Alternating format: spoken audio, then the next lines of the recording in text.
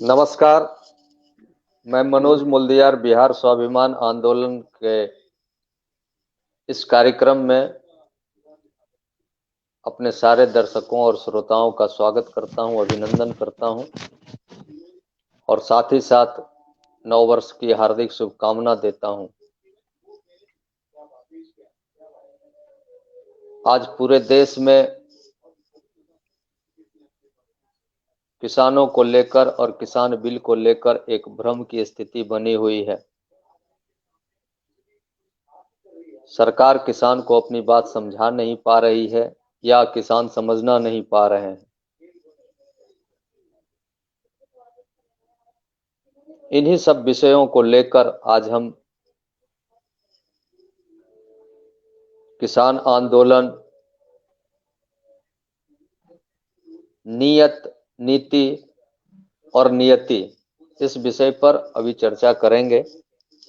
आज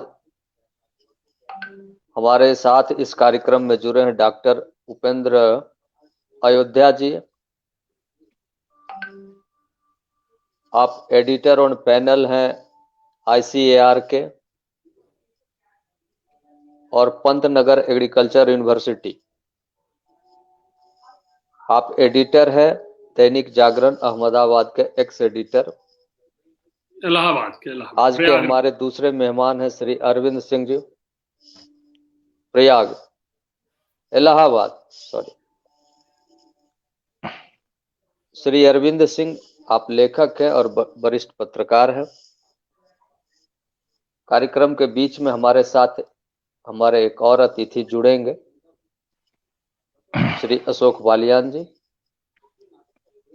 और तब तक मैं इस कार्यक्रम की शुरुआत अपने इन दो विशिष्ट अतिथि के साथ करना चाहूंगा।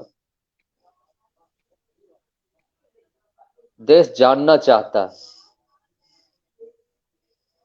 कि आखिर सरकार जो कृषि सुधार के लिए ये 3 कानून लेके आई है, उसके पीछे सरकार की मंशा क्या है, उसकी नीयत क्या है। मैं अपने इस विषय को लेकर सबसे पहले डॉक्टर साहब को आमंत्रित करूंगा कि सर आप हमारे दर्शकों को बताएं कि सरकार की मंशा आखिर क्या है इस कानून को लाने के पीछे। डॉक्टर उपेंद्र अयोध्या जी। देखिए, सरकार की मंशा की जहां तक बात आए तो हमको याद करना पड़ेगा कि जो इनका घोषणा पत्र रहा और जो उसके बाद वादा हुआ मोदी सरकार का कि हम किसानों की आय दोगुनी करेंगे, तो दोगुनी करने का जो वादा है, वादा पूरा करना है या पूरा न हो पाए तो पूरा दिखना है। तो उसके तहत जो सारा मंथन चला, विचार विमर्श हुए, कई चरणों में विचार विमर्श हुए। भाई अरविंद जी सामने बैठे हैं। एक बार हम लोग बैठे थे जो छत्तीसगढ़ से डॉक्टर राजाराम त्रिपाठी जी को बुलाया था, मुझे याद है, तो वो भी बड़ा लंबा चौड़ा लिख पढ़ के लाए थे चीजें और प्रस्तुत किया गया। लेकिन अब मैं उन्हीं से एक अपना अनुभव ही व्यक्तिगत साझा करूं कि डॉक्टर राजाराम त्रिपाठी जी जो लिख कर लाए थे, जिन पर वहां पर सहमतियां हुई और बिल ड्राफ्ट हो रहा था, बड़े उत्साहित थे 1 साल 1.5 साल से कि बिल आ रहा है, चीजें सुधर रही हैं, सरकार लग रहा है वास्तव में कुछ सरकार की आय दोगुनी केवल इस तरह से नहीं करने जा रही कि जब महंगाई दोगुनी हो जाएगी तो आय भी अपने आप दोगुनी दिखने लगेगी, और कुछ हो सकता है सरकार गंभीर हो। लेकिन मुझको चौंकना तब पड़ा जब बिल आने के तीसरे ही दिन डॉक्टर राजाराम त्रिपाठी जी जो अपना उनका एक अपना फेडरेशन है ऑल इंडिया किसानों की, उसके वो अध्यक्ष हैं, उनके तरफ से बयान आया कि इसमें तो बहुत खामियां हैं, दूसरे या तीसरे दिन बिल आने के। और उसके बाद से तब आवाज उठती चली गई, फिर होते होते ये हुआ कि आंदोलन खड़ा हो गया। तो बिल में जैसा कि हम लोग जो तीनों बिल की बात आ रही है, पहला जो सबसे ज्यादा मंडी को लेकर की, मंडियां रहेंगी नहीं रहेंगी तो उनका क्या प्रभाव पड़ेगा, जो मंडी तंत्र विकसित हुआ था और जो किसानों की सरकार की खरीद थी। फिर दूसरी मंशा जो कि कारपोरेट घराने पर हो रही है, जिसमें अभी जो हम लोग चर्चा कर रहे थे कि टावर्स काम नहीं कर रहे सही, जियो के टावर वगैरह उखाड़ने की बात भी आई। तो ये आक्रोश जो मतलब कारपोरेट घराने के एक प्रतिनिधि उनको माना जाए, जो इसकी जो सशक्तिकरण, जो दूसरा बिल है कृषि सशक्तिकरण और संरक्षण कीमत आश्वासन बिल का जो है, जिसमें कि ये हो रहा है कि कारपोरेट घरानों को कितनी सीमा, कितनी छूट उनको मिलने वाली है, कि जिसमें बात आई थी कि वो अदालत तक नहीं जा पाएंगे। बाद में धारा संशोधन 19 संशोधन करने की बात आई है कि जब किसान मुक्त हो जाए, उसमें जो सरकार ने कहा कि हम ओपन मंडियों से भी उनको अलग ले जाना चाहते हैं, क्योंकि मंडियों में सरकार और मंत्रियों को बार बार कहा ना कि मंडियों पर आढ़तियों का कब्जा रहता रहा है और मंडियों में किसानों को बहुत विलंब होता है, खरीद में भी दिक्कतें चीजें आती रही हैं, तो ओपन हो जाए किसान। बात सही है, किसान मंडियों को लेकर शिकायतें खूब रही हैं। तो हरियाणा, पंजाब, चंडीगढ़ रहा हूं तो मैंने अनुभव भी किया मंडियों की क्या हालत रही है। मंडी की क्षमता इतनी होती है और पूरा अनाज सड़कों पर फैला रहता, 3 किलोमीटर दूर तक रोड के दोनों तरफ बोरे भरे रहते थे और किसानों को लंबा इंतजार करना पड़ता था। उसके बाद भी कि जो अनाज साफ नहीं है, धुलाई करो, ये करो, वो करो। सरकार कहती थी हमने छन्नी भी लगवा दी है, हमने हवा भी उड़ा रहे हैं, पानी धुलवा भी रहे हैं, लेकिन उसकी सीमा कहाँ तक है। तो सरकार ने कहा चलो भाई हमने ओपन कर दिया।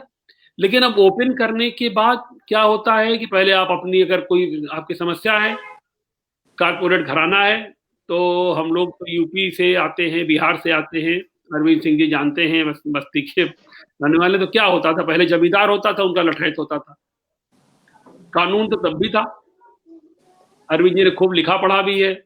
हम लोगों को जो पहला याद आता है कि गिरमिटिया, जो गिरमिटिया मजदूर गए थे मॉरिशस, फिजी, सूरीनाम, क्या था एग्रीमेंट, वो भी प्रॉपर विधिवत एग्रीमेंट पर गए थे। और कहानी गिरमिटिया कहां तक गई, तो कानून होना अपनी जगह है, लेकिन क्या वो एग्रीमेंट जो होता है और उसकी क्या परिणत बनती है, जब वो लठैतों के हाथ में चला जाता है तो जिसकी लाठी उसकी भैंस होती है। तो वो उसके लिए जब अपील करने जाओ तो आप सरकार के पास जाओ, सरकार के पास जब आप ट्रिब्यूनल जाओ, यही मौका था। वो भी जो हर जगह एसडीएम बैठे हैं, अफसर बैठे हैं, और अफसरों से मैं भी अफसर का ही पुत्र रहा हूं, मैं जानता हूं कि अफसर की कहां तक सीमाएं होती हैं और अफसर कहां कितने किस लेवल पर जाकर के झुक जाता है, क्योंकि उसको अपनी नौकरी करनी होती है, नौकरी के जगह उसके अपने स्वार्थ भी होते हैं 90%। तो उनके हाथों में चले जाने से, तो जब ये ब्यूरोक्रेसी और कारपोरेट, किसान का जो आंदोलन है वो समझा जा सकता है कि ब्यूरोक्रेसी और कारपोरेट का जो बार बार किसान ने देखा हुआ है, तो ये दूसरे कानून के पढ़ने से उसकी वो उसने हल देखा हुआ है। हम लोगों ने और किसानों ने जब खाद की परमिट की बात देखी हुई है, सीमेंट की परमिट की बात देखी हुई है, एक एक बोरी खाद के लिए, एक एक बोरी जो है वो सीमेंट के लिए किस तरह से झेलता रहा है आदमी। तो अब वो चीजें जो है वो जब उनके हाथ से निकल करके चीजें आएंगी और उनका फिर गठबंधन होगा तो क्या होगा, ये किसान की आशंका है। इसको और ये वो सरकार से बार बार बैठक कर रहे हैं कि सरकार इसको आश्वासन नहीं दे, इसको लिखित में बिल्कुल ऐसा कानून में प्रावधान हो कि अंग्रेजों के गिरमिटिया एग्रीमेंट के कानून की तरह वो उसका हालत न हो जाए। और जहां तक तीसरी आवश्यक व संशोधन अधिनियम की बात आती है, तो तीनों घाल मेल कुल मिलाते हुए ये बात आती है कि किसान के सामने जो उसकी उपज है, कुल मूल क्या है कि किसान की आय दुगनी हो। दुगनी कैसे होगी, घर में दुगनी वास्तव में दुगनी चीज आए। सरकार एक बार, सारी सरकारें कहती रही है कि बिल्कुल स्वामीनाथन कमीशन का आयोग लागू होना चाहिए, फिर सरकारें कहती थी हमारे बस का ही नहीं है, ये अभी संभव ही नहीं है, हम तो किसान को सक्षम करेंगे, किसान ही अपनी जो है वो किसान सक्षम सैकड़ों साल थे, तो हमेशा वादा किसान का होता रहा है। तो दोनों पक्ष अपनी अपनी जगह। किसान को अगर आपने वास्तव में किया है तो किसान समझ क्यों नहीं पा रहा है, इतनी बार मीटिंगें हो रही हैं फिर भी कीजिए हल के नहीं हो निकल के आ रहा है। तो ये कुल मामला है। जी, मैं आज और इन सब पहलू पर मैं आगे फिर आपसे जुड़ूंगा। इस बीच हमारे साथ जुड़ चुके हैं जी वालियान जी। जी हाँ, इस बीच हम लोग के साथ जुड़ चुके हैं श्री अशोक वालियान जी। आप चेयरमैन हैं पीजेंट वेलफेयर एसोसिएशन के मुजफ्फरनगर से। जी। और किसानों के लिए आप चिंता करते रहे हैं, उनकी आवाज उठाते रहे। सर, देश जानना चाहता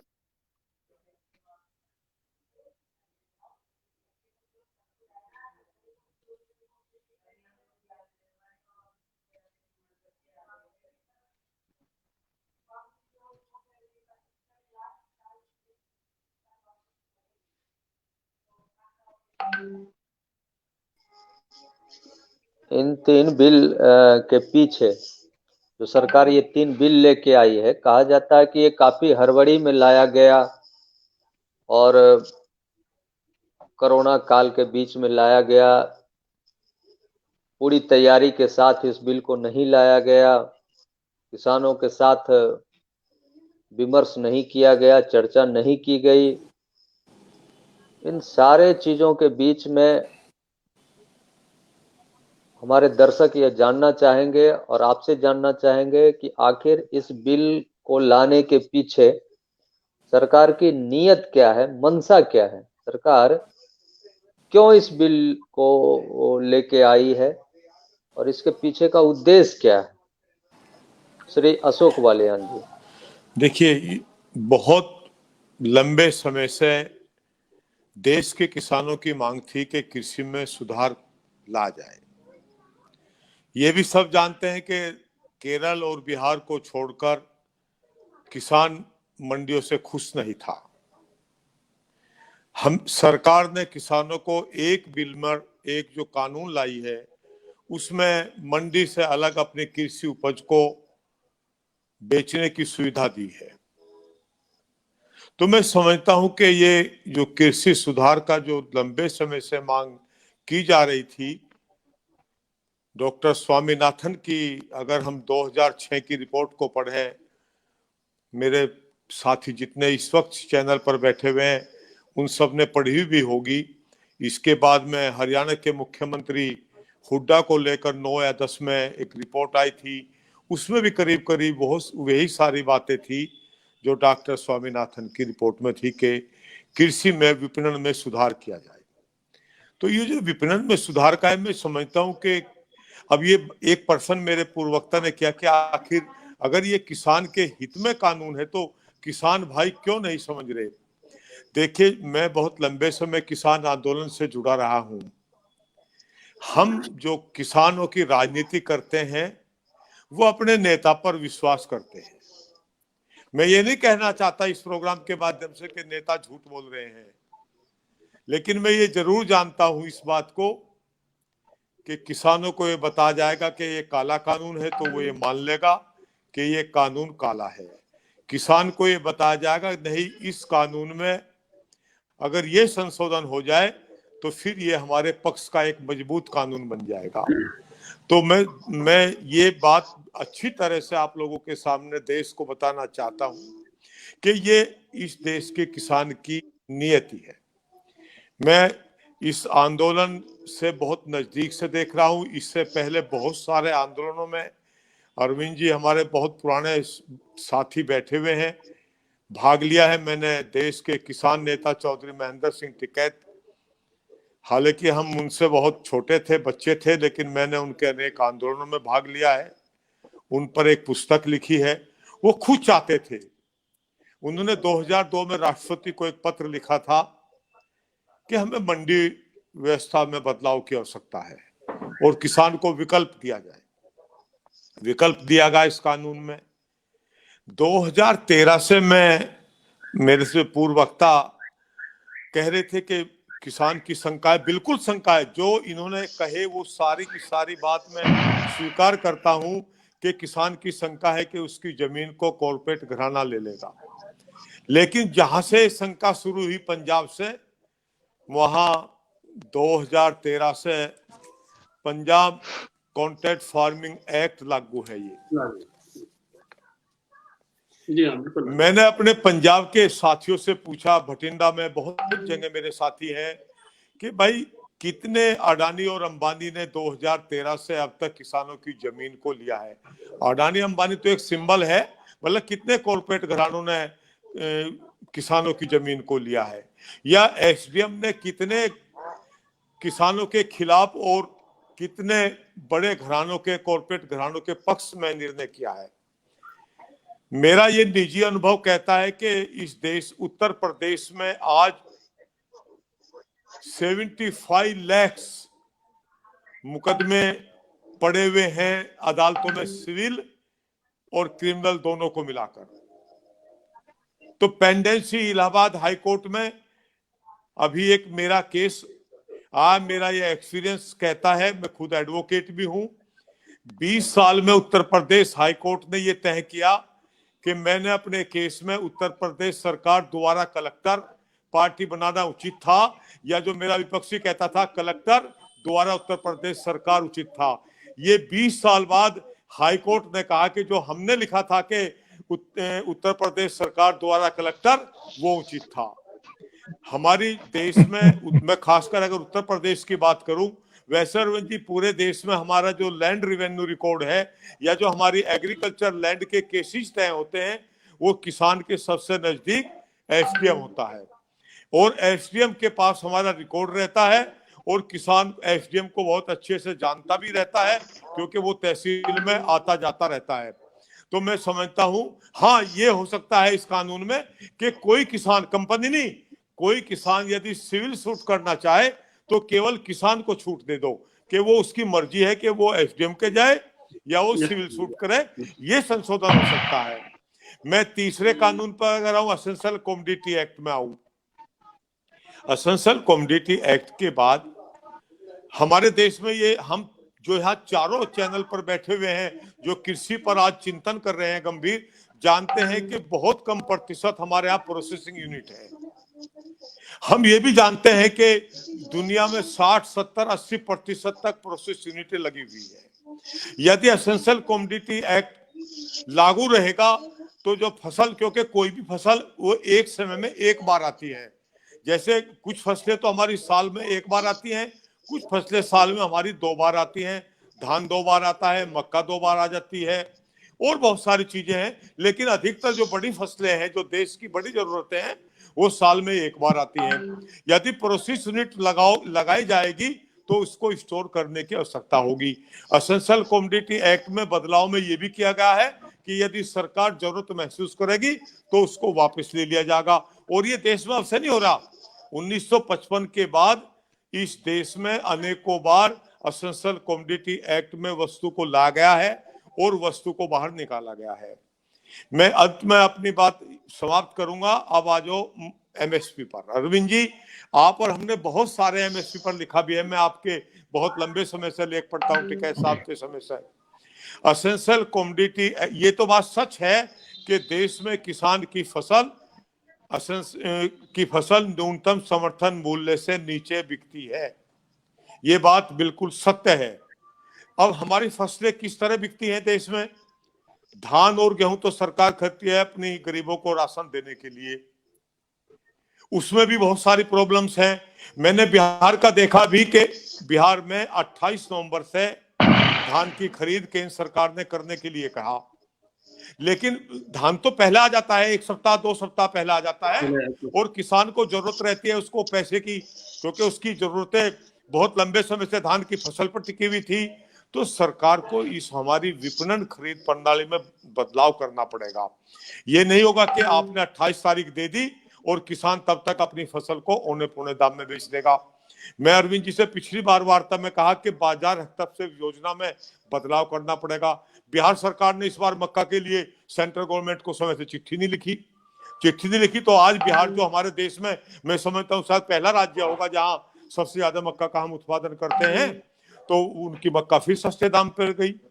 लेकिन मैं इन सब बातों के साथ एक बात कहता हूं कि एसेंशियल कमोडिटी एक्ट में केंद्र सरकार को यह अधिकार है कि वो किसी भी कृषि उपज का मूल्य गिरने से रोक सकती है, न्यूनतम बिक्री मूल्य तय कर सकती है। और केंद्र सरकार ने, अरविंद जी, किया भी है। चीनी के मामले में वर्ष 2018 में केंद्र सरकार ने एसेंशियल कमोडिटी एक्ट की पावर का इस्तेमाल करते हुए पहले चीनी का मूल्य 27 रुपए रखा, फिर 29 रुपए रखा, फिर 31 रुपए रखा, और वर्तमान में कैबिनेट ने उसको अभी पास नहीं किया, आर्थिक सलाहकार समिति ने 33 रुपए के भाव को उसने रिकमेंड किया हुआ है। तो मैं इस चैनल के माध्यम से अपने जो इस 40-45 नेता जो इस आंदोलन में लगे हुए हैं उनको कानूनी अध्ययन करना चाहिए। कानूनी अध्ययन करने के बाद में केंद्र सरकार के साथ तर्क और तथ्यों के और कानून के साथ बात करनी चाहिए। ये उचित नहीं है कि पूरे देश के लिए कृषि के हित में बनाए गए कानूनों को वो वापस करने की बात करें। हाँ, उन्हें लगता है कि कोई क्लॉज ऐसा है कि जो किसानों के पक्ष में नहीं लगता है, वो उनको कहा जा सकता है सरकार को कि किया जाए। मुझे एक एनडीटीवी की पत्रकार ने कहा कि किसान की जमीन को गिरवी रख सकता है जो किसान कॉन्ट्रैक्ट बेस पर खेती करेगा। मैंने उनको दिखा के देखिए ये कानून है, ये कानून है कॉन्ट्रैक्ट फार्मिंग एक्ट का। इसमें लिखा हुआ है कि जो कंपनी किसान के खेत में खेती करेगी वो उसकी जमीन को रहन गिरवी नहीं रख सकती और किसान की जिम्मेदारी केवल वहां तक होगी जहां तक वो उससे केवल एडवांस लेगा, बाकी उसकी कोई जिम्मेदारी नहीं होगी। जी सर, अब मैं इस चर्चा में श्री अरविंद सिंह को शामिल करना चाहूंगा। बहुत बहुत स्वागत है सर आपका। आपके नजरिए से इन तीनों बिल को लाने के पीछे क्या ये हड़बड़ी में लाया गया कानून है और इसके पीछे सरकार की मंशा क्या है? अगर किसान नहीं चाहते हैं तो फिर इस तरह के कानून को लाने की जरूरत क्या है? अभी चर्चा में और जो लगातार 37-38 दिन से आंदोलन चल रहा है, इस कड़ाके के ठंड में किसान वहां बैठे हुए हैं, तो इतना तो तय है कि उनके मन में वाजिब हो या भ्रम हो, गहराई तक कोई डर पैदा कर दिया गया है। तो इसकी वजह क्या है? इसके पीछे क्या आप कोई जेन्युइन रीजन देखते हैं या सिर्फ वहम पर इतना कुछ हो रहा है? ये देश समझना चाहता है और देखिए, हम इस चैनल के माध्यम से जी सर। देखिए, अभी जो डॉक्टर साहब ने, उपेंद्र जी ने और बालियान जी ने जो बात कही है, वो बातें जो है बहुत तार्किक हैं। लेकिन मैं, चूंकि ये जो बिल जब बने हैं उसके बनने की पूरी प्रक्रिया जो है, मैं जब ये बिल पास हुआ है राज्यसभा में तो मैं उस समय कुल 3 पत्रकार थे जिसमें मैं भी था। जब ऑर्डिनेंस आया तब भी, तो मुझे ये लग रहा है कि ऑर्डिनेंस को लाने से लेकर के और विधेयकों को पारित कराने की जो पूरी प्रक्रिया चली है उसमें ऐसा लगता है कि कुछ ज्यादा जो है हड़बड़ी इसमें दिखाई गई है, क्योंकि कोरोना का पीरियड चल रहा है। जो संवाद का वातावरण बढ़ाना चाहिए था इस विधेयक पर, और जो सामान्यतया जो एक खास तौर पर इस तरह के जो बिल जब आते हैं और उस पर एक व्यापक चर्चा के लिए सामान्यतया जो है स्थायी समितियों को सौंपा जाता है। जैसे मैं आपको बताऊं कि जब भूमि अधिग्रहण विधेयक आया यूपीए की सरकार में, उस समय भूमि अधिग्रहण का चर्चा का पूरा देश भर में एक चर्चा का वातावरण था और बीजेपी ने मांग की कि इसको स्टैंडिंग कमेटी को सौंपा जाए। तो उस समय स्टैंडिंग कमेटी को सौंपा गया था और मैंने लगातार, जो चेयरमैन थी सुमित्रा महाजन जी, उनसे लगातार मैं टच में रहा, मोहन सिंह जी के टच में रहा। वो 28 मीटिंगें उस कमेटी की हुई थी और मुझे याद नहीं आता कि कोई भी एक ऐसी मीटिंग ऐसी हुई जो 3 घंटे से कम चली हो।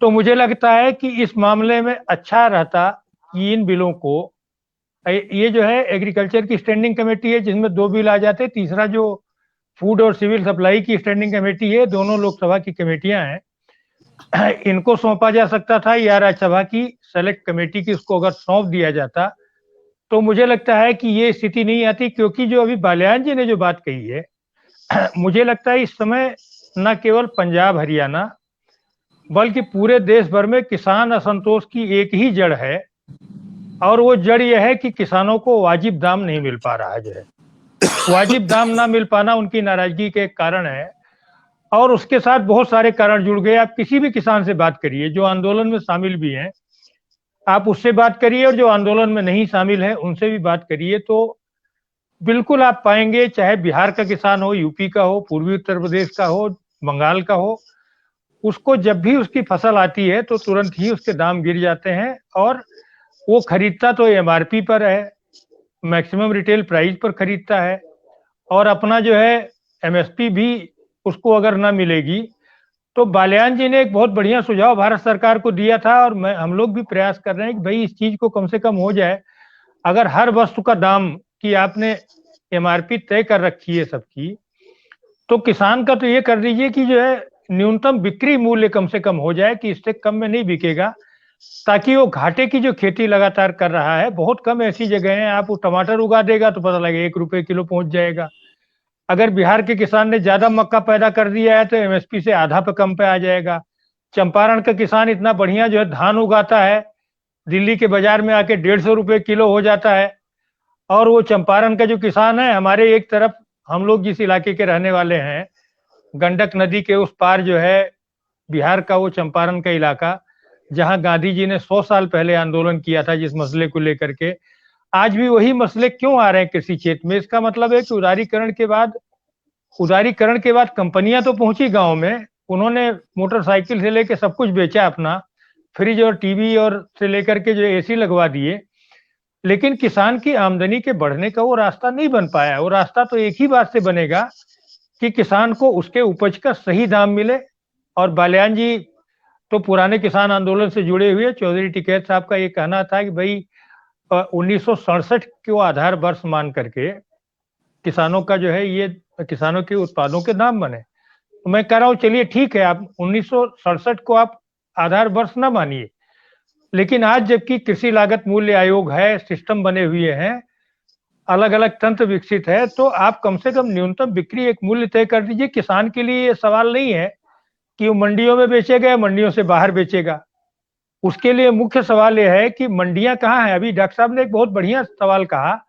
मैं अभी पिछले बार जब इनसे मिला जाके चंडीगढ़ में, तो मैं मंडियों को ही देखने गया था, और आप आश्चर्य करेंगे कि मैंने करीब सारी प्रमुख मंडियों का दौरा किया।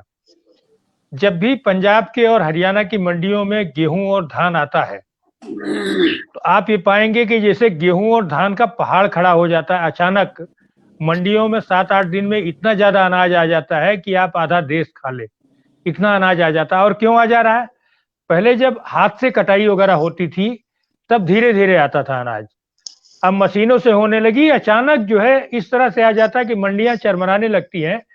और मंडी है कहाँ? आप देख लीजिए, आंध्र प्रदेश, हरियाणा, पंजाब और पूर्वी उत्तर प्रदेश की बात नहीं कर रहा हूँ, पश्चिमी उत्तर प्रदेश के कुछ इलाकों को अगर व्यवस्थित तौर पर देख लें।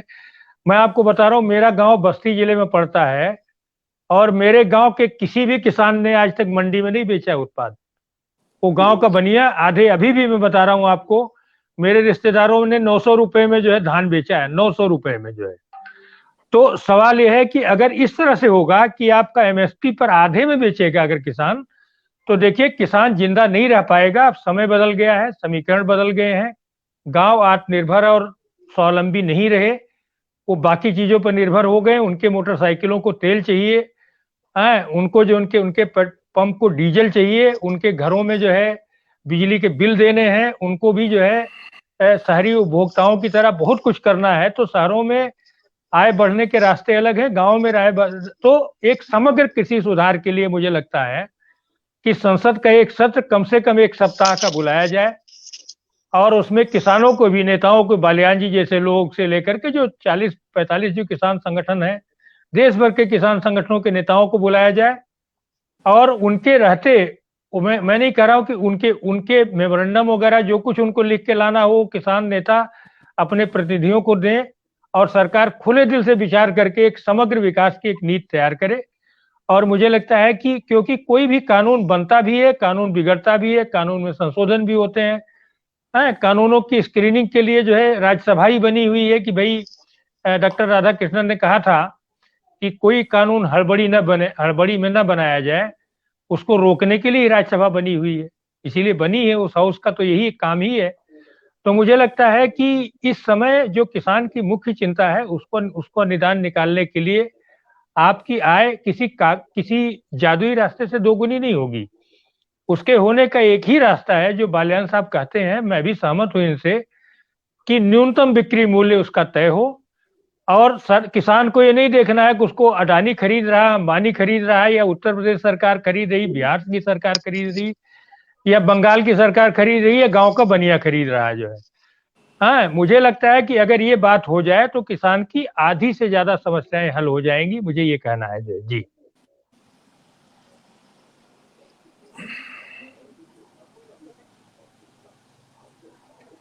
जी जी मनोज जी।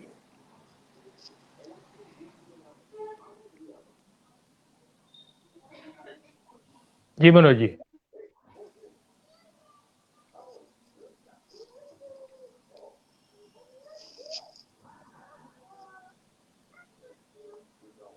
मनोज जी की कनेक्टिविटी बीच में थोड़ी सी डिस्टर्ब हो जा रही है।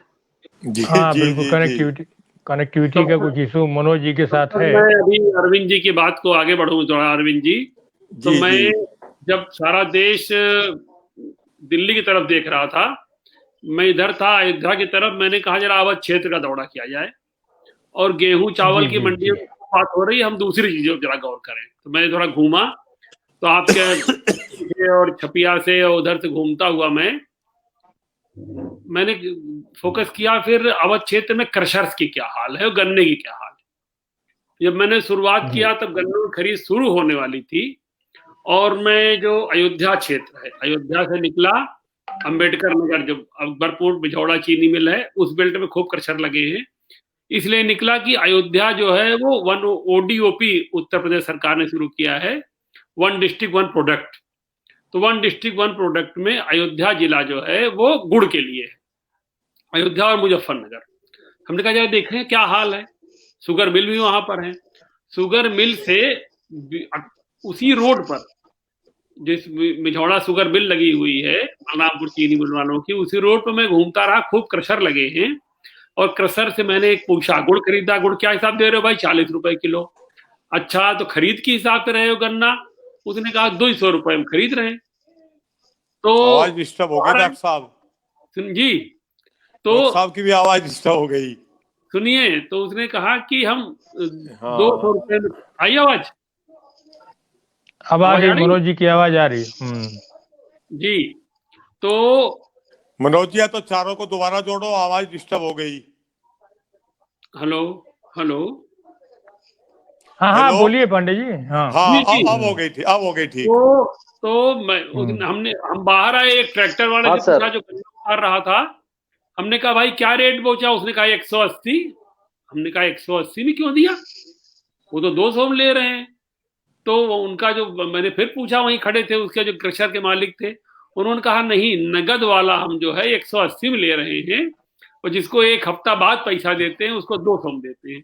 तो कहाँ रहा 320 का MSP, जो वहीं 20 किलोमीटर दूर शुगर मिल जब फोर्स पे चल गई, तो मैं फिर अभी इस इलाके में घूमा। तो मैं चला गया सीतापुर की जो बेल्ट है, लखनऊ से निकलिए तो सीतापुर के बेल्ट होते हुए बहराइच होते हुए फिर आपके बस में गया। तो अब वहां क्या हिसाब चल रहा था? गुड़ तो आ गया 30 रुपए 35 रुपए में बिक रहा है, और 250 रुपए में वो गन्ना खरीद रहे हैं। तो अब जो 320 और शुगर मिल की है, वो क्यों नहीं स्थितियां है? किसान सब जान रहा है, सब MSP लागू है, शुगर मिल खरीद भी रही है, लेकिन किसान 250-220 रुपए में आज की तारीख में तो बेच रहा है ना अपना गन्ना। क्रशर खरीद रहे हैं और खुशी से दे के जा रहा है। तो इसलिए MSP व्यवस्था। दूसरी व्यवस्था में जब वहीं घूम रहा था, तो बहराइच में हमारे कुछ रिलेटिव हैं, उनके फार्म पे चला गया। तो जो उनके यहाँ मैं एक फार्म पे गया।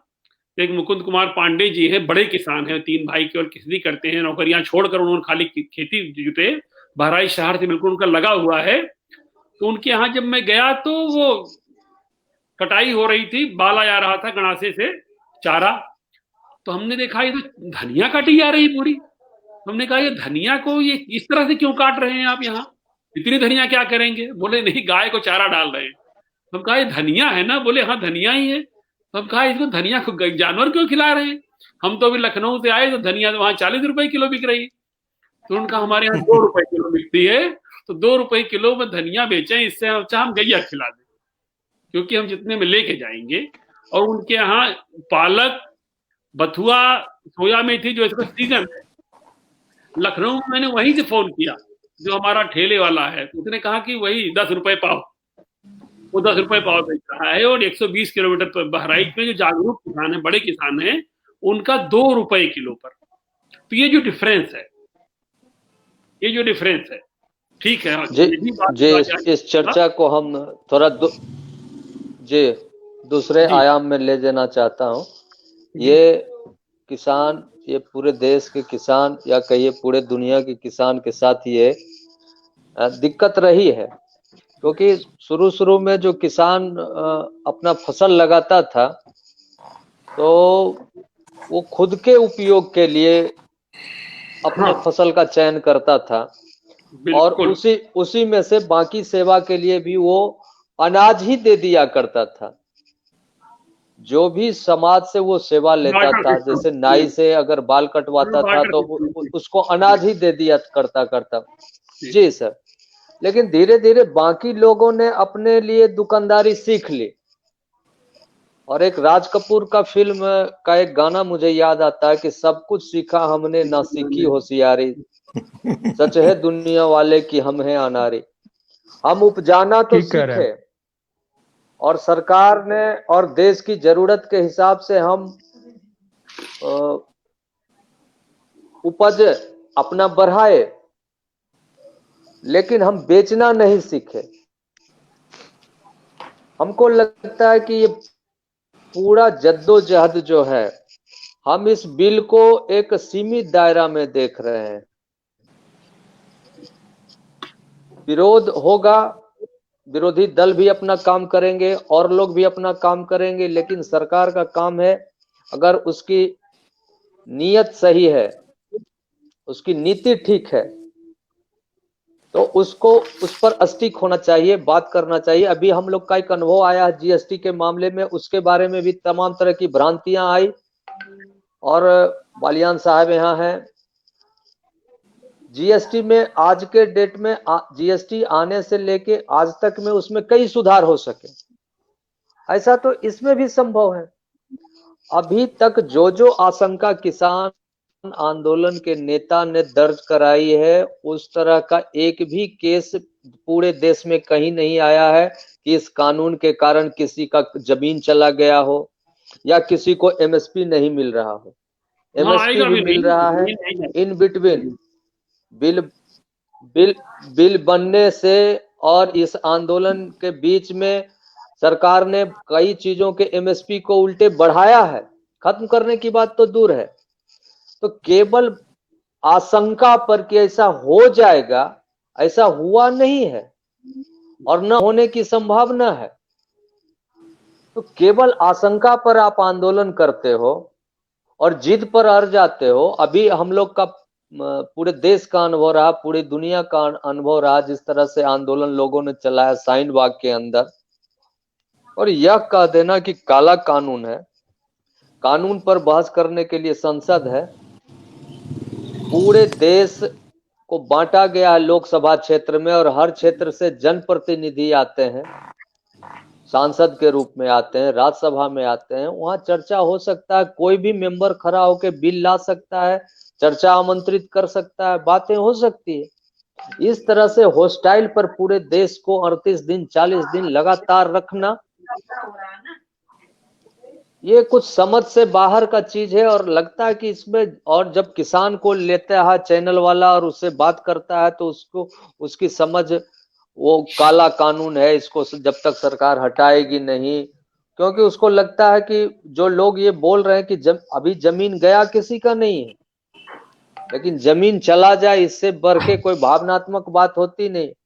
किसान को जमीन से और मिट्टी से बहुत प्रेम होता है, उसके दिमाग में अगर ये बात बैठा दी, और कोई भी सरकार क्यों किसी का जमीन लेना चाहेगी? जमीन लेने वाले तो दूसरे लोग थे जिनको लोगों ने रास्ता दिखा दिया। मैं यह समझना चाहता हूं, और मैं ही क्यों, पूरा देश ये समझना चाहती है कि जब कानून में, देखिए कोई भी कानून मुकम्मल नहीं होता, ये मेरा भी मानना है, उसमें हर समय सुधार की गुंजाइश भी होती है, और गुंजाइश का लोकतंत्र में तरीका है विमर्श का। 7 बार 8 बार कर चुके हैं, सरकार आपको आमंत्रित कर रही है, आप अपना पक्ष वहां रखते हैं, आप इसके साथ और चीज जोड़ते हैं। मैं उधर नहीं जा रहा हूं कि आप टावर तोड़ रहे हैं या क्या कर रहे हैं या नहीं कर रहे हैं, मैं सीधा सीधा, और देश का तो ये चिंता रहा कि किसान को उसके उपज का वाजिब मूल्य मिले। सरकार ने लक्ष्य रखा है कि आमदनी दुगनी हो जाए, तो ये कैसे होगा? इस बिल का एक और भाग है जो किसान को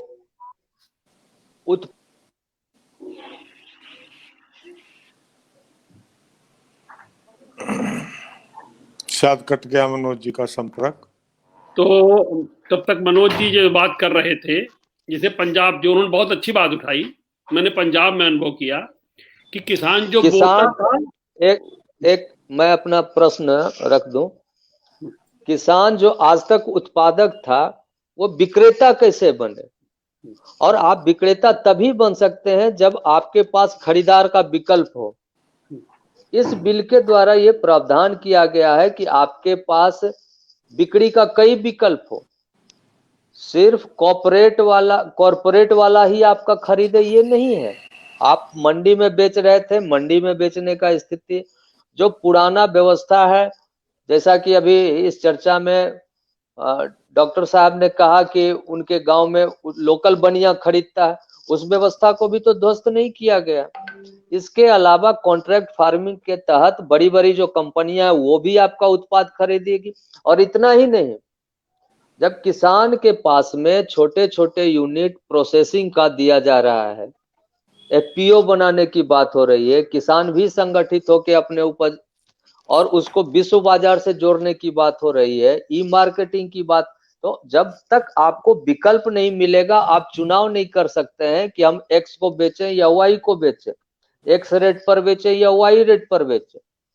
अभी किसान के सामने सर दो ही प्रमुख समस्या है कि बुआई के समय उसको पता नहीं होता है कि वो जिस खेत में खेती कर रहा है उसमें उपज कितनी होगी और उपज होने के बाद उसका कीमत कितना मिलेगा। मुझे लगता है, और मैं आपका राय आमंत्रित करना चाहूंगा और शुरू करूंगा अरविंद बाबू से, कि क्या आपको लगता नहीं कि इससे विकल्प खुलेंगे इस बिल के द्वारा, और किसान भी बेचना सीखेगा और एक खूबसूरत दाम पर, एक कॉम्पिटिटिव दाम पर बेच सकता है? क्या बिल में ये सामर्थ्य नहीं है? क्या बिल इसको सपोर्ट नहीं करता? अरविंद कुमार सिंह। देखिए, जो अगर निजी तौर पर मेरी बात, तो ये बिल जो है किसानों के मूल्य से जुड़े हुए सवालों का बहुत सतही किस्म का इलाज है जो है। इससे आपको क्या, देखिए, खेती राज्यों का विषय है, ये बात ध्यान में रखना हमें जो है, नंबर एक। नंबर दो, पूरे देश भर के किसानों की अलग अलग कृषि उपजों की अलग अलग स्थितियां हैं।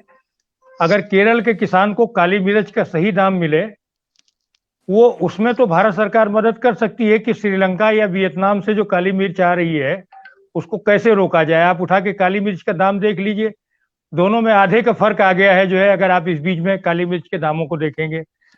कश्मीर में केसर का किसान चाहेगा कि उसको सही दाम मिले, बहुत बड़ी संख्या नहीं लेकिन फिर भी काफी। हमारे यहाँ जो इलाका है, जो पूर्वी उत्तर प्रदेश और पश्चिमी उत्तर प्रदेश में, गन्ना किसान को वाजिब दाम मिले और सही समय पर मिले। मैं पिछले बार एक प्रोग्राम में मैं गया बालियान जी, तो गाजियाबाद में ही एक गांव में एक किसान ने हमारे एंकर से बाद में पूछा कि मैडम आप मुझे ये बताइए कि अगर 3 साल तक आपको तनख्वाह ना मिले तो काम करेंगे क्या आप? तो ये जो है कुछ चीजें ऐसी हैं जिसमें देखिए, बिल को कोई भी, ये बिल जो है ये जादू की छड़ी नहीं है पूरे कृषि क्षेत्र को लेकर के।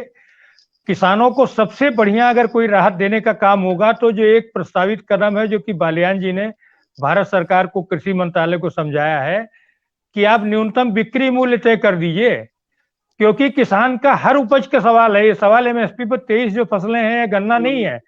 मैंने खुद अपने आंखों से देखा है। मैं बताऊं आपको मनोज जी, आपके राज्य की बात, चंपारण में जो शानदार गन्ना पैदा होता है ना, वो हमारे पूर्वी उत्तर प्रदेश के जो सबसे अच्छे उत्पादक, जो गन्ना उत्पादक बेल्ट है, उससे 19 नहीं होता है। लेकिन वही चंपारण का गन्ना किसान 200 रुपए में गन्ना बेचता है और ठीक गंडक नदी के उस पार जो है 315 में बिक रहा होता है जो है। और पूरा का पूरा एक माफिया है जो ऑपरेट करता है, वहां से गन्ना लाता है बालियान जी और उत्तर प्रदेश की चीनी मिलों को बेचता है वो।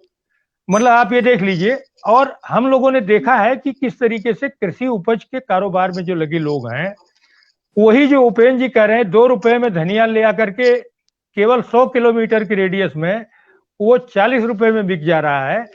तो कृषि उपज का जो कारोबार है वो बहुत ही ज्यादा वेस्टेड इंटरेस्ट में इन्वॉल्व है। पंजाब और हरियाणा में तो आढ़तियों और किसानों के बीच में एक दूसरे संबंध डेवलप हो चुके हैं, और सर छोटू राम से लेकर के और किसानों की जागरूकता भी बहुत है। और उत्तर प्रदेश और बिहार में तो किसानों का जो है कोई पूछने वाला नहीं हाल है। मैं खुद पूर्वी उत्तर प्रदेश से आता हूँ, वहां तो कोई पूछने वाला नहीं हाल है। अभी मैं बता रहा हूँ ना, मेरे रिश्तेदारों ने अभी बेचा है 900 रुपए में, 900 रुपए में धान बेचा है, क्योंकि तत्काल उनको अलग रिक्वायरमेंट है। तो मुझे लगता है कि इस बिल में कोई सामर्थ्य नहीं है कि ये जो है, इस बिल में सामर्थ्य नहीं है। एमएसपी वाला जो कानून जिसकी किसान मांग कर रहे हैं, अगर वो गारंटी शामिल, किसान को क्या चाहिए, आप अंबानी खरीद लें, अडानी खरीदे, कोई भी खरीदे, लेकिन उसका दाम एमएसपी से नीचे नहीं होना चाहिए। क्योंकि अगर आप प्राइवेट प्लेयर को मंडियों में इन्वॉल्व कर रहे हैं तो इस बात की गारंटी होना बहुत जरूरी है। और सरकार को ये सुझाव विपक्षी दलों ने दिया था, उस समय जो चर्चा हुई थी, सरकार ने बिल्कुल नहीं माना था इसको। और मुझे उसी समय लग रहा था कि ये मामला आगे चल करके, जिस तरह से एक तरफा कानून पारित हो रहा है, आगे चल करके बढ़ा। और देखिए, आप इसको जो है सहमत हो या ना सहमत हो, ये अंतर्राष्ट्रीय स्तर पर पूरा किसान आंदोलन इस समय दुनिया भर में चर्चा का विषय बना हुआ भारत का, और इसके मुद्दे भी चर्चा में बने हुए हैं। और उसका हम लोग विरोध कर सकते हैं, उसके भावनाओं को के प्रति हो सकता है हमारी सहमति ना हो, इन कानूनों के प्रति हमारा समर्थन हो, ये भी हो सकता है, लेकिन इसके उठाए गए मुद्दे जो हैं वो उससे हम अलग नहीं हट सकते हैं। बिल्कुल ये जल्दबाजी में लाया गया कानून है, और इस पर जिस तरह की चर्चा होनी चाहिए थी, स्टेक होल्डर से बात होनी चाहिए थी, किसान नेताओं से बात होनी चाहिए थी, क्योंकि आपके कहने से थोड़ा हो जाएगा कोई कानून। कानून बनाने की प्रक्रिया देखिए, मैं संसद को पिछले 30 साल से देख रहा हूं। आपने जीएसटी की बात कही है, जीएसटी आने में 16 साल लग गए हैं। अटल जी चाहते थे मंडी सुधार का 2003 से, और अब तक नहीं हो पाए मंडी सुधार। तो सवाल यह है कि कोई रातों रात जो है कृषि का ऐसा कोई कानून भारत सरकार के अधिकार क्षेत्र में नहीं है, जो है राज्य सरकारें नहीं मानेंगी तो आप कर क्या लेंगे, आप बताइए मुझे।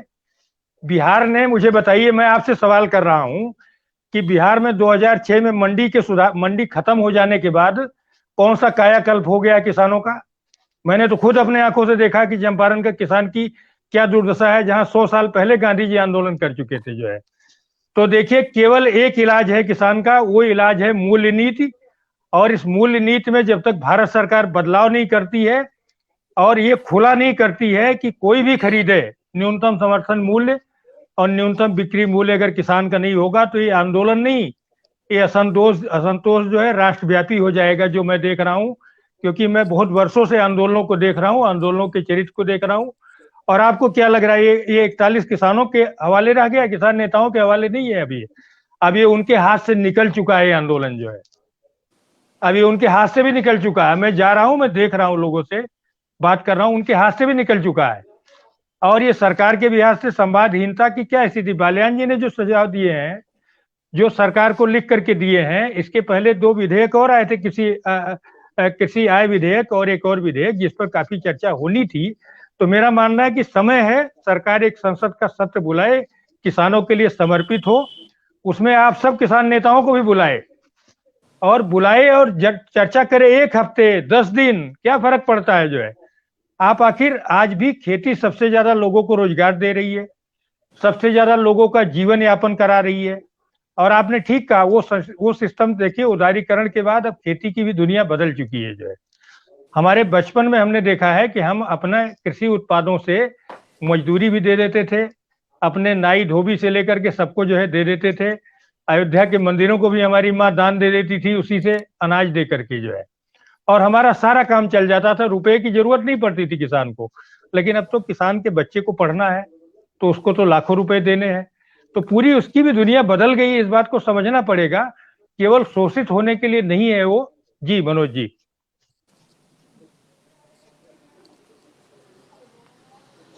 जी सर, मैं इसी बीच में चर्चा में फिर से लाना चाहूंगा डॉक्टर साहब को। सर, ये बात तो समझ में आ रही है कि ये जो 4 मांग लेकर किसान आंदोलन कर रहे हैं कि पराली वाला जो है उसको सरकार मान रही है, जो उसका बिजली के कारण जो आपत्ति है उसको भी सरकार मान रही है। तीसरा है एमएसपी का, जिसका कि इस कानून से कुछ सीधा लेना देना नहीं है, उसको भी सरकार लिख के देने के लिए तैयार है। जो शुरू में इन लोगों ने कहा था कि हमको लिखित गारंटी दो, और अगर सरकार लिखित गारंटी देती है तो इसको आप सब विद्वान लोग करेक्ट करेंगे, इस देश के इतिहास में यह पहली घटना होगी कि किसी आंदोलनकारी को सरकार कुछ लिख के दे रही है, लिखित दे रही है। और तीसरा जो इसका मांग है कि ये पहली तीनों घटना नहीं कानून होगी वापस बालियान लो। जी, लेकिन पहली घटना नहीं लेकिन होगी। वो बालियान ये जी नहीं के सामने बता रहे हैं टिकैत कि साहब को क्यों। बहुत बार दे चुकी है सरकार लिख के। बहुत बार, बहुत बार। हाँ, सरकार बहुत बार लिख के दे चुकी है जो है। हाँ हाँ करीब करीब तो सारे समझौते रिटर्न आखिर हाँ हाँ जी जी जी मनोज जी हेलो। बोलिए। हाँ जी जी हाँ हाँ मनोज जी। बोलिए बोलिए, आपकी आवाज आ रही। हाँ, तो मैं डॉक्टर साहब से ये जानना चाह रहा था कि कानून वापस लो। सरकार तो सारी चीज मान रही है और आपसे लगातार वार्ता भी कर रही है। आप अपनी बात को सरकार के सामने रख भी पा रहे हैं, बातचीत भी हो रहा है। आप हमको ये बताइए कि अगर एमएसपी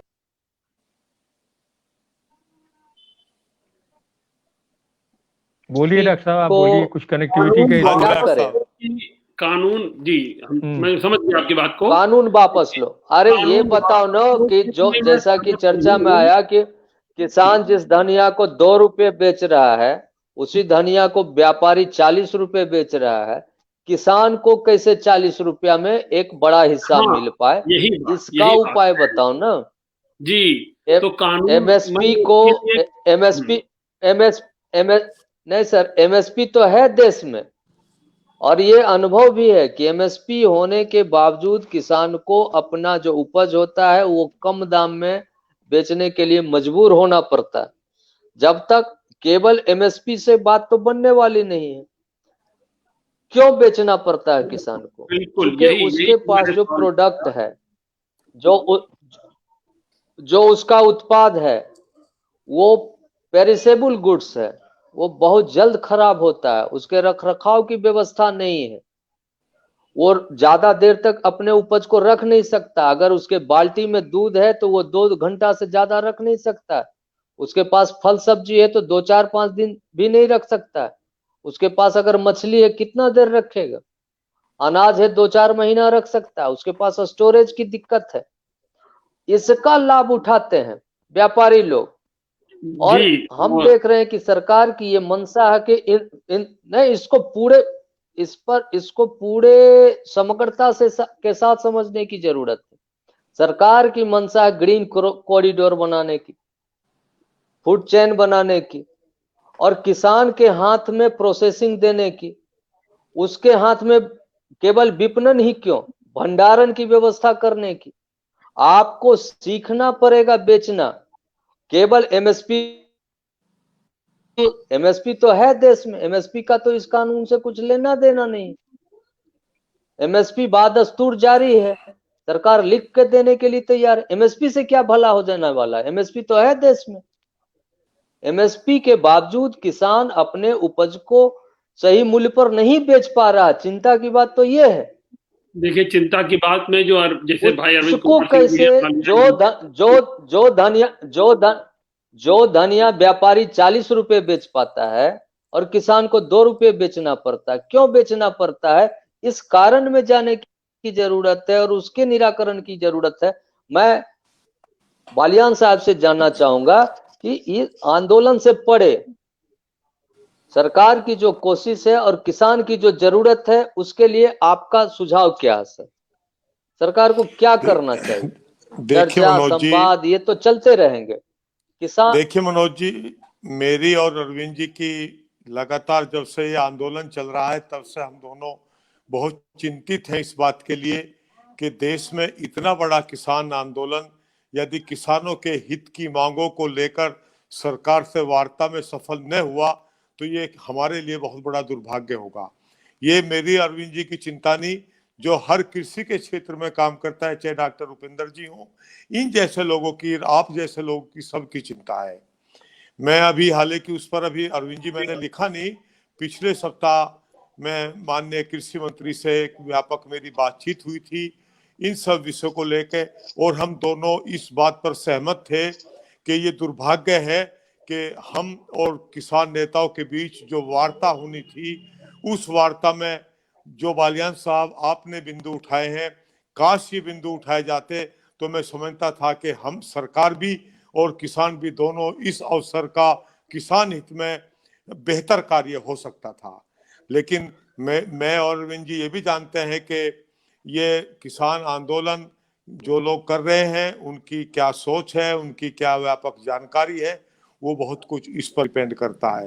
और सरकार को क्या करना चाहिए, इस पे भी मैं मनोज जी कहना चाहता हूं कि अरविंद जी ने ये बात तो ठीक कही कि इन कानूनों का एमएसपी से कोई लेना देना नहीं है। ये कानून केवल हमें एक विकल्प देते हैं कि हम अपनी उपज को मंडी के बाहर भी बेच सकते हैं। चलिए, कॉन्ट्रैक्ट फार्मिंग का तो कोई झगड़ा नहीं है, वो तो एक कानून बन गया कि रिमेडी है। अगर कोई किसी की जमीन ठेके पे लेता है तो उसके लिए दोनों को क्या कानूनी रिमेडी होगी, वो चीज है। एसेंशियल कमोडिटी एक्ट एक रास्ता था कि प्रोसेसिंग यूनिट आए और वो करे, वो उसमें हमें कोई प्रॉब्लम नहीं है। लेकिन मैं माननीय कृषि मंत्री जी से ये कहा है कि आप जो केंद्र सरकार को एसेंशियल कमोडिटी एक्ट में पावर है कि न्यूनतम बिक्री मूल्य, क्योंकि किसान की, अरविंद जी ने भी कहा कि अगर हम केरल में जाए तो वहाँ नारियल होगा या हमारे मसाले होंगे, अगर हम कश्मीर में जाए सेब होगा या केसर होगी, अगर हम जाए बिहार में जाए तो वहाँ मक्का होगी, धान होगी। तो अलग अलग जगह, आगरा बेल्ट में जाएंगे तो आलू होगा, हापुड़ तक आलू की बेल्ट मिलेगी। तो ये होना चाहिए। बल्कि मैंने तो अरविंद जी एक सुझाव उनको और दिया था, क्योंकि यहाँ एक विषय डॉक्टर उपेंद्र जी ने भी उठाया, आपने भी उठाया कि मंडी में सुधार कैसे हो। क्योंकि ये दुर्भाग्य है कि हमारे किसान नेता ये तो कह रहे हैं कि मंडी इन कानूनों के बाद खत्म हो सकती है। किसी ने ये मांग नहीं उठाई कि मंडी की सुधार के लिए भारत सरकार क्या कर सकती है। मैंने उनसे एक बात कही माननीय कृषि मंत्री से, और मैंने अब नहीं कही, ये मैं पिछले कई सालों से कह रहा हूं कि कृषि को समवर्ती सूची में लाइए। डॉक्टर उपेंद्र जी, जो जो चीजें आजादी के बाद कृषि की समवर्ती सूची में आई है, संविधान की, शिक्षा समवर्ती सूची में आई है, पहले के मुकाबले सुधार है। हमारे फॉरेस्ट डिपार्टमेंट को 1973 में कृषि में सुधार समवर्ती सूची में लाया गया, सुधार हुआ है। बिजली, कृषि, आज नेशनल ग्रिड बना, पूरे देश में अगर आप देखोगे बिजली पर बहुत सारा काम हुआ है, क्योंकि वो बिल्कुल वो समवर्ती सूची में है। मंडी में अटल बिहारी वाजपेयी ने चिट्ठी लिखी कि मंडी में सुधार किया जाए, नहीं कुछ हुआ। डॉक्टर मनमोहन सिंह ने चिट्ठी लिखी, नहीं कुछ हुआ। कृषि मंत्री शरद पवार जी ने चिट्ठी लिखी, कुछ नहीं हुआ, क्योंकि वो राज्यों का विषय है।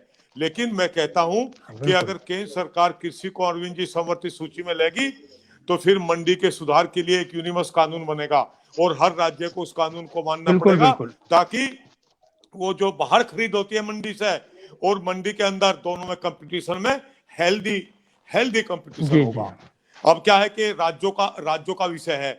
उत्तर प्रदेश चाहता है कि मैं नहीं सुधार करता, महाराष्ट्र चाहता है कि मैं करता हूं। तो अगर कोई भी स्टेट एमएसपी से नीचे न बिके ये प्रोविजन करती है तो महाराष्ट्र नहीं मानने की उस प्रोविजन को। तो लेकिन आखिर हमारी स्टेट से बाहर फसल कैसे जाएगी?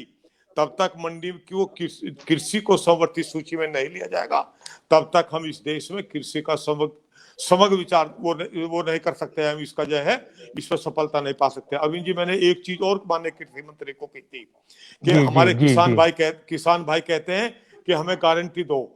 मैंने कहा कि आपके पास तो ऑलरेडी कानून बना हुआ है एसेंशियल कमोडिटी एक्ट के सेक्शन 3 में, डॉक्टर उपेंद्र जी, आपको तो गारंटी देने में कोई प्रॉब्लम ही नहीं है। आप जब चाहो जब किसी भी वस्तु को एसेंशियल कमोडिटी एक्ट में लेकर उसका न्यूनतम बिक्री मूल्य, अधिकतम बिक्री मूल्य, कि वो 100 रुपए 40 रुपए धनिया न बिके, उसके बीच में, किसान के बीच में और उपभोक्ता के बीच में एक हेल्दी रेट हो। ये ना हो कि वो 1 रुपए की चीज 100 किलोमीटर चलने के बाद 100 रुपए की हो जाए।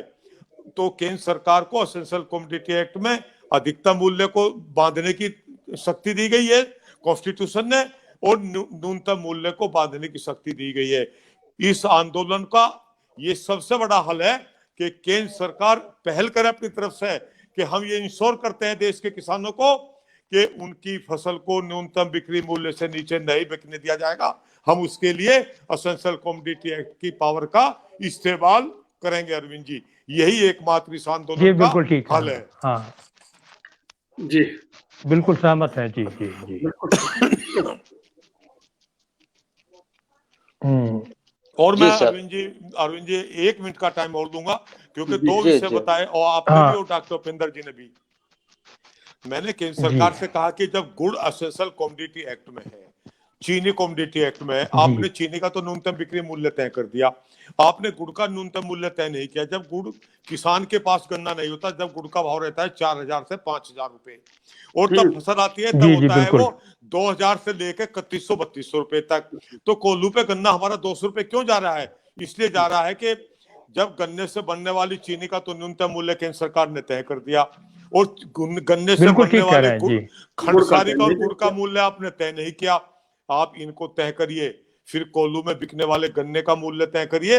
हम देखते हैं फिर किसान 2022 तक दुगनी आमदनी कैसे नहीं करेगा। दूसरी बात मैं धान पर कहना चाहता हूँ, धान पर देखिए सरकार ने ये बात सच है केंद्र सरकार की कि हमने धान की खरीद बहुत अधिक मात्रा में की है, लेकिन कैसे की है? किसान की फसल आई बिहार में 28 तारीख को धान की खरीद होनी थी, फसल आ गई 10 तारीख में। व्यापारी जाता है, किसान को पैसे की मजबूरी है, उसने 800 रुपए, 1000 रुपए या 1200 रुपए में धान बेच दिया। उस व्यापारी ने किसान से कहा कि मैं तुम्हारी खतौनी लूंगा और तुम्हारे मोबाइल पर जो ओटीपी आएगा उसका यूज करूंगा और मैं फिर सरकार को बेचूंगा इसको। जब 28 तारीख के बाद क्रय केंद्र चालू हो जाएंगे और जिन जिन राज्यों में धान की खरीद हुई है उन राज्यों में इस तरह के बिचौलियों का धान किसान के नाम पर, किसान के ही द्वारा, लेकिन उसका लाभ व्यापार ने लिया। सरकार ने तो पैसा खर्च किया। मैंने माननीय कृषि मंत्री जी को कहा कि सरकार ने तो पैसा खर्च किया लेकिन किसान को उसका लाभ नहीं हुआ। किसान कह रहा जी मेरी धान तो लूट गई है। तो ये जो विपणन में खामियां हैं अरविंद जी, काश हमारे किसान नेता टेबल पर बैठकर इन खामियों को सुधारने की बात करें तो मैं समझता हूं कि ये बहुत बड़ा काम होगा। और मैंने माननीय कृषि मंत्री के साथ में इन सब मुद्दों को उठाया था और वो इस बात पर सहमत थे। लेकिन अंत में मुझे अरविंद जी ने एक बात कही, क्योंकि बालियान साहब आंदोलन चल रहा है, हमें केवल आंदोलनरत किसानों से बात करनी है, हमारी ये लिमिटेशन बनी हुई है। जी जी जी जी जी जी सर, कल के बाद 4 तारीख को फिर से सरकार और आंदोलनकारी के बीच में वार्ता होगी। डॉक्टर साहब, अब कार्यक्रम के अंत में मैं आपसे ये जानना चाहूंगा कि आप को कितनी उम्मीद है कि कल के बाद जो वार्ता होगी उसमें कुछ पॉजिटिव निकल के आएगा? ईश्वर करे निकल आए। उपेंद्र जी जी, ईश्वर करे निकल आए। जो बिटवीन द लाइंस हैं और जो बिहाइंड द कर्टन है, पहली बात तो मैं मानता हूं कि वो चीजें अगर किनारे होती है, क्योंकि केवल वो जैसे आपने बात उठाई अरविंद जी ने कि वो 41 किसानों तक, पहले नेताओं तक वो चीज नहीं रह गई। एक तो अगर वो और आगे फैल रही तो वो किसान, लेकिन वो किसान ये भांप रहे हैं कि इस आंदोलन की गर्मी कहाँ तक है। अगर वो गर्मी बहुत नीचे तक है तो उनकी बातें न मान करके जो है वो उनकी बातें मानी जाए न मानी जाए, फिर ये इसलिए उनके क्रेडिट की बात होगी।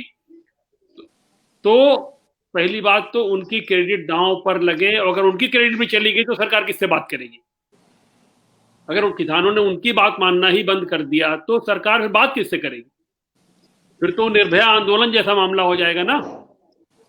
तो एक चीज तो ये है कि उनकी क्रेडिट बनी रहे, बहुत जरूरी है। दूसरी बात, सरकार की क्रेडिट बनी रहनी बहुत जरूरी है। जहां तक मैं बात करूंगा किसान, बिल्कुल कानून को वापस की बात तो होना संभव है, ना होनी चाहिए। संशोधन एक बार आया तो कम से कम किसान कानून की बात, तो कानून बने उसमें, लेकिन सरकार जैसे कह रही, खुले मन से बात है, जैसे अरविंद जी ने कहा कि संसद में बैठो, नेताओं को भी बुलाओ, वो भी सुनते रहे, उनकी बातें भी रखी जाए संसद के सामने, और सरकार की मंशा क्या है, क्या संशोधन चाहती है। इतना विचार विमर्श हो गया, चलिए बिल लाते समय नहीं हुआ, बिल पास होते समय नहीं हुआ, चलो अब से आ जाए, कोई बात नहीं, कितने संशोधन हो चुके हैं कानून संविधान बनने के बाद, हो जाए कोई दिक्कत नहीं, कानून बने संशोधन, किसी चीज अपनी सांस लेके बैठने की जरूरत नहीं है। दूसरी जो बात मनोज जी ने कही, जो बालियान जी ने कही कि भाई कानूनवा तो बन जाएगा, कानून बहुत बने हुए, वो लागू कैसे होगा, किसान को के पास उसका पैसा पहुंचेगा कैसे? 320 रुपए वाला गन्ना है तो कानून ना, 180 रुपए में क्यों बेच कर जा रहा है?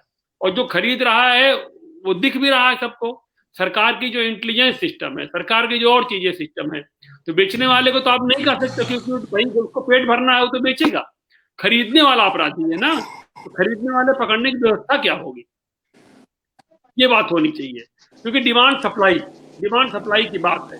अगर हमको भूख लगी बहुत सस्ते, हमको ब्रेड चाहिए किसी तरह से, तो हमको ब्रेड चाहिए, हमारी डिमांड है, तब हम खरीदेंगे किसी भी कीमत पर, खरीदेंगे या जैसे भी करेंगे। अराजकता की स्थिति को छीन के भी ले आते हैं लोग, जिसके पास रखी हुई है उसकी स्थितियां चीजें, जिसके पास माल है, तो इन दोनों के बीच ये सब चीजें सरकार को देखनी पड़ेगी, अराजकता नहीं हो, प्रॉपर वो हो।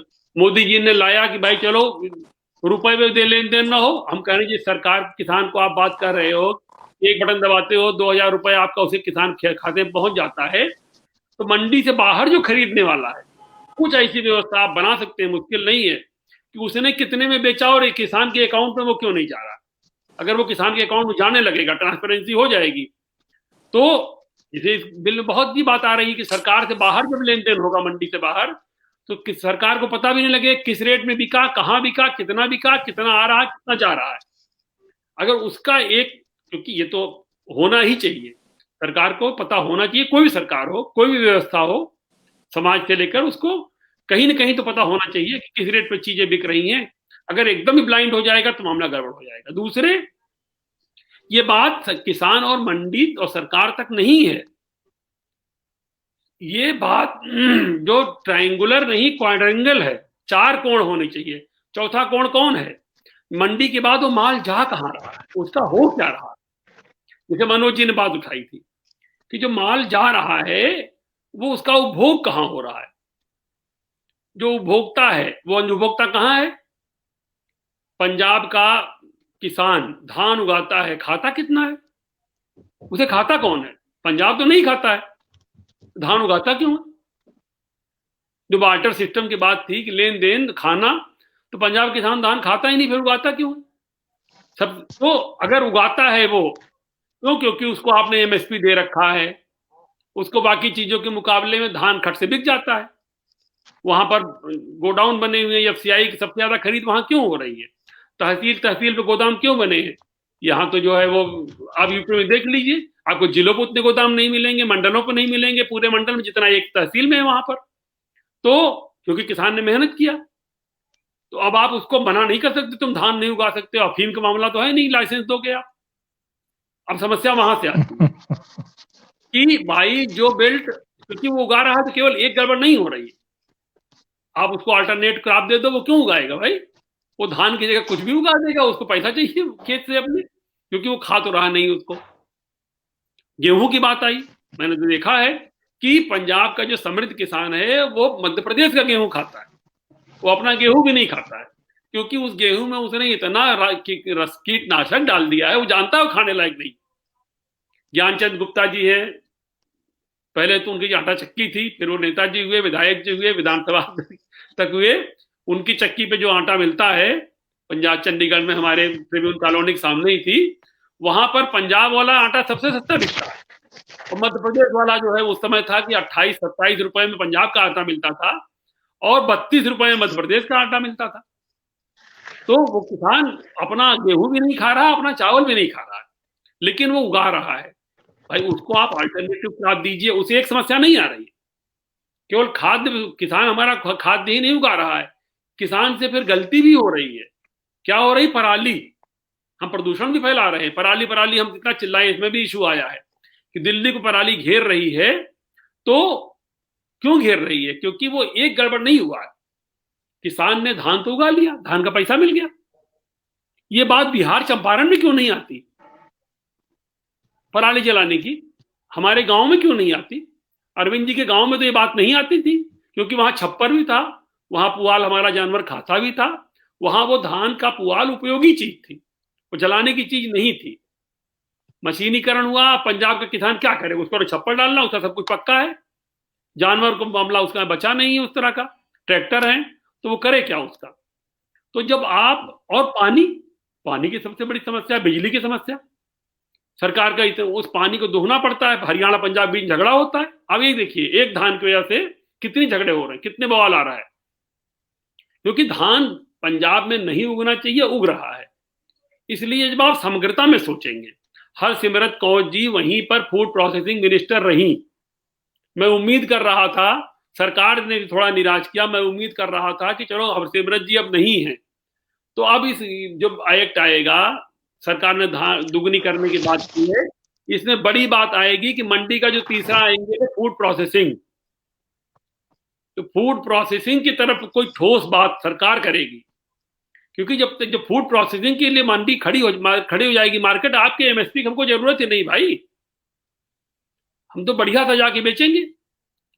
जिन्होंने 2 रुपए में बेचा, मैंने उनसे बात किया, क्योंकि जो राजा राम त्रिपाठी जी के मैंने बात किया था, बहुत बड़े वो हर्बल के किसान भी हैं और बहुत अच्छे अग्रणी किसान हैं, बाराबंकी में देखिए कई किसान बहुत अग्रणी हैं। तो ये बात आई कि इसकी आखिर ये सोया मेथी, पंजाब में मैं रहा हूं, हम यूपी के लोग हैं, सोया मेथी एक साथ खाते हैं, वहां मेथी खाई जाती, सोया होता ही नहीं, खाया नहीं जाता था साग में, बड़ी इच्छा होती थी सोया मेथी का साग खाएं। तो ये यूपी का जो साग 2 रुपए किलो है, ये फूड प्रोसेसिंग हो करके ये इसका डिहाइड्रेशन यूनिट्स बन सकती हैं, बहुत अच्छे से 2 रुपए में वही प्रोसेस करके रख लेंगे, पैक करके वो पूरे देश में जाएगा, और वही धनिया वही साग बहुत अच्छे से तुरंत आप निकालिए और तुरंत बना लीजिए, फ्रेश का फ्रेश खा लीजिए। तो मैंने उनसे वहीं से बात किया, यूपी में चंद्रशेखर मिश्रा जी हैं, बनारस में काशी ऑर्गेनिक्स के लीडर हैं, और तो मैंने उनसे बात किया कि भाई ये बताओ इनकी फूड प्रोसेसिंग कैसे होगी। तो उन्होंने पता करके 2 घंटे बाद बताया कि ये इसकी फरीदाबाद में लगी हुई है और मोहाली में लगी है। जी सर, में कहीं है ही नहीं है कि बाकी विषय को हम किसी अपने अगले कार्यक्रम में उठाएंगे। आज थोड़ा समय ज्यादा हो रहा है, इसलिए इस कार्यक्रम की समाप्ति से पहले अरविंद कुमार जी से एक आखिरी कमेंट जानना चाहूंगा कि कल के बाद जो वार्ता होगी उसके लिए किसान जो आंदोलनरत हैं उनके लिए आपका क्या कहना चाहेंगे कि कल के बाद जब वो वार्ता में जाए तो किस माइंडसेट के साथ जाए?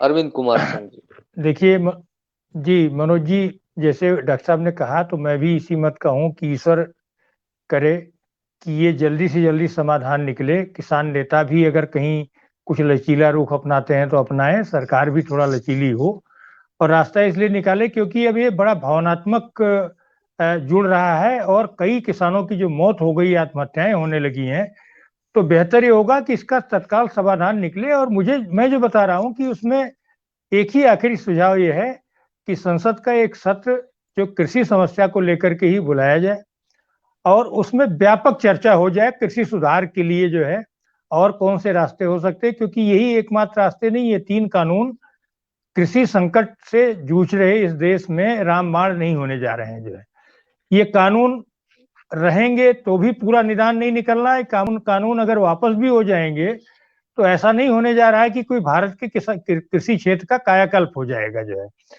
तो मुझे लगता है कि समग्र रूप में मंडी सुधार, क्योंकि जो आप कह रहे हैं, देखिए किसान कभी भी कारोबारी बन पाने की स्थिति में नहीं होगा, उसके पास टाइम ही नहीं होगा कि वो खेती करने के बाद जाकर के मंडी में बैठेगा, वो तो उपज बेच के चला आएगा, है ना। तो उसको वाजिब दाम की गारंटी मिले, ये पहली चिंता सरकार और सरकारों की होनी चाहिए। दूसरी चीज ये है कि हरियाणा पंजाब का किसान तो संपन्न है, ठीक है, टेक्नोलॉजी और मशीनीकरण और बाकी उसमें उसकी संपन्नता भी एमएसपी से ही जुड़ी हुई है, इस बात को ध्यान में रखना होगा। तो इस नाते वाजिब मूल्य के लिए सरकार, संसद और जो किसान नेता है वो चिंता करें।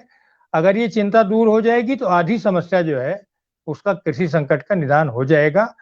दूसरी चीज है कि जीएसटी के दायरे में जो कृषि उत्पाद शामिल हैं, जो किसान खरीद रहा है, जो अपने इनपुट खरीद रहा है, उनको सरकार को चाहिए कि थोड़ा कम करने की दिशा में सोचे, बस इतना ही कहना है। ये चर्चा चूंकि लंबी हो चुकी है, काफी कुछ बातें आ बहुत चुकी हैं बहुत मुझे लगता धन्यवाद। है।